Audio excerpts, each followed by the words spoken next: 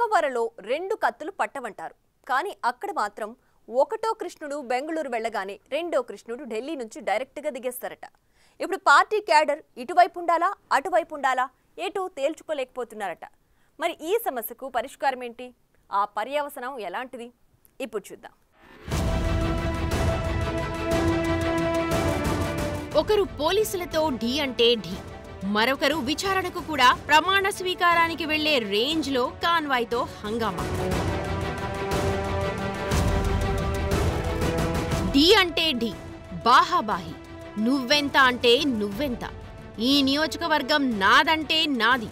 ఇది రాప్తాడు వైసీపీలో సాగుతోన్న రసవత్తర నాటకంలోని కొన్నంటే కొన్ని దృశ్యాలు.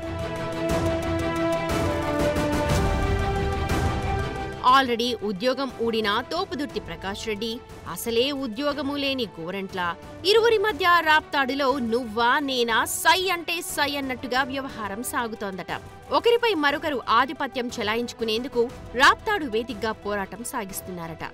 ఒక పక్క ముచ్చటగా మూడోసారి ఎమ్మెల్యే అయిన పరిటాల సునీత సవాల్ విసురుతూ ఉంటే, మరోపక్క గోరంట్ల మాధవ్ను ఎలా కట్టడి చేయాలో అర్థం కాక బుర్ర బద్దలు కొట్టుకుంటున్నారట తోపుదుర్తి. అదేంటండి, ఆయన మీ నియోజకవర్గంపై కన్నేశారు, మీ కామెంట్ ఏంటి అని అంటే, ఇన్నాళ్లు ఇక్కడ ఎమ్మెల్యే ఎవరు, ఇప్పటివరకు ఈ నియోజకవర్గ బాధ్యతలు ఎవరు చూశారు, నిన్న రామగిరి ఎంపీపీ ఎన్నిక విషయంలో టీడీపీతో తొడగొట్టిందెవరు, తోపుదుర్తిక్కడ అంటూ ప్రకాష్ రెడ్డి మీసం మెలేస్తున్నారట. అదేంటండి ప్రకాష్ రెడ్డి అలాగంటున్నారని గోరంట్లను అడిగితే, మరి ఆయనంత తోపైతే బెంగళూరు ఎందుకు పారిపోతున్నట్టు అంటూ కౌంటర్ అటాక్ చేస్తున్నారీయన. దానికి తోడు ఈ సెగ్మెంట్లో తన సామాజిక వర్గ ఓటర్లు కూడా అత్యధికంగా ఉండటంతో ఈ టికెట్ ఎలాగైనా సాధించాలి అన్న ఆలోచనతో ఉన్నారంట గోరంట్ల. ఈ ఏడాది జనవరి 1న రామగిరికి చెందిన కొందరు స్థానిక నేతలు గోరంట్ల మాధవ్కు రాప్తాడు బాధ్యతలు అప్పగిస్తారు అన్న ప్రచారం చేశారట. దీంతో ఆగ్రహానికి గురైన ప్రకాష్ రెడ్డి వారిని పార్టీ నుంచి సస్పెండ్ చేయించారట. స్థానిక బీసీ వర్గంలో ప్రకాష్ రెడ్డి తమకు వద్దంటూ అంతర్గత సమావేశాల్లో తమ నిరసన వ్యక్తం చేసినట్టు సమాచారం. ఈ మేరకు రామగిరి జెడ్పీటీసీతో పాటు కుంటిమద్ది సర్పంచి, ఎంపీటీసీ రాజీనామాలు చేయడానికి కూడా సిద్ధపడ్డట్టు అప్పట్లో సోషల్ మీడియాలో వైరల్గా మారింది.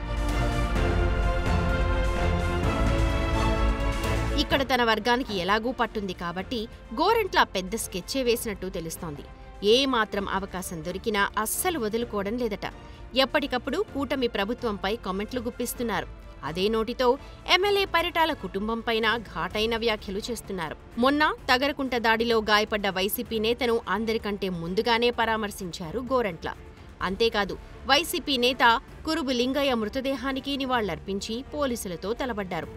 బాధిత కుటుంబాన్ని పరామర్శించడానికి కూడా పోలీసుల అనుమతులు కావాలా అంటూ ఆగ్రహం వ్యక్తం చేశారు. రాష్ట్రంలో రెడ్ బుక్ రాజ్యం నడుస్తోంది అంటూ కూటమి ప్రభుత్వంపై దుమ్మెత్తిపోశారు. అంతేకాదు, పరిటాల సమీప బంధువులే ఈ ఘాతుకానికి పాల్పడ్డారు అంటూ పరిటాల శ్రీరామ్ను టార్గెట్ చేశారు. తమ పాలనలో హింసా రాజకీయాలు లేవని, అదే కూటమి ప్రభుత్వం వచ్చాక ఫ్యాక్షన్ తిరిగి ప్రారంభమైనట్టు చెప్పుకొచ్చారు గోరంట్ల. ఇలా ఎటు నుంచి ఎటు చూసినా గోరంట్ల గట్టి పట్టే బిగిస్తున్నారట. ఈ విషయం గుర్తించిన ప్రకాష్ రెడ్డి ఇటీవల రామగిరి ఎంపీపీ ఎన్నికలను 2 వారాల పాటు వాయిదా వేయించగలిగారు. కానీ తిరిగి తనను కేసులు తరుముకు రావడంతో తిరిగి బెంగళూరు పారిపోయారట. ఇదే అదునుగా భావించిన గోరంట్ల ఢిల్లీ నుంచి వచ్చి తిరిగి తనదైన శైలిలో యాక్టివ్ అయ్యారట.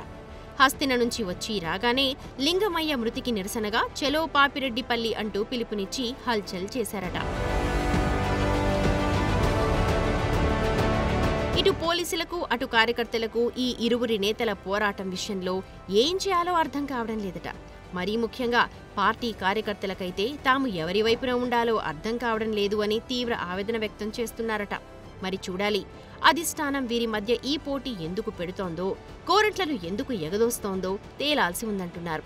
ఒకవేళ ప్రకాష్ రెడ్డికి ఇక్కడ ఛాన్స్ లేదంటే చెప్పేయొచ్చు కదా, అదే గోరంట్ల ఇలా ఎగబడుతూ ఉంటే ఆయన్ను వారించొచ్చు కదా. ఏ క్లారిటీ లేకుండా ఇలా ఇద్దరిని ఉసిగొలిపి మా మనోభావాలతో ఆడుకోవడం ఎందుకు అని వాపోవడం రాప్తాడు వైసీపీ కార్యకర్తల వంతుగా మారిందట.